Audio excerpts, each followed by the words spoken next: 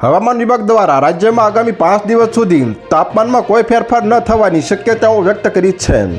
તેમજ દક્ષિણ પૂર્વ તરફથી પવન ફૂંકાતા રાજ્યમાં ઠંડીનો સમકારો જોવા મળી રહ્યો છે, જ્યારે અમદાવાદમાં તાપમાનનો પારો ઘટવાની સંભાવના છે. હવામાન નિષ્ણાત અંબાલાલ પટેલે જણાવ્યું હતું કે 22 જાન્યુઆરી બાદ રાજ્યના વાતાવરણમાં પલટો આવી શકે છે. તેમજ ગુજરાતના ઘણા જિલ્લાઓમાં 22 જાન્યુઆરીથી 24 જાન્યુઆરી દરમિયાન વાદળછાયું વાતાવરણ રહેશે. તેમજ કેટલાક જિલ્લાઓમાં કમોસમી વરસાદની પણ આગાહી કરવામાં આવી છે. જ્યારે 24 જાન્યુઆરી બાદ રાજ્યમાં ઠંડા પવનો પણ ફૂંકાય તેવી શક્યતા છે. હવામાન વિભાગ દ્વારા રાજ્યના અમરેલી, આણંદ, અરવલ્લી, ગાંધીનગર, રાજકોટ, સાબરકાંઠા, સુરેન્દ્રનગર સહિતના જિલ્લાઓમાં લઘુત્તમ તાપમાન 16 ડિગ્રી રહેવાની શક્યતા છે.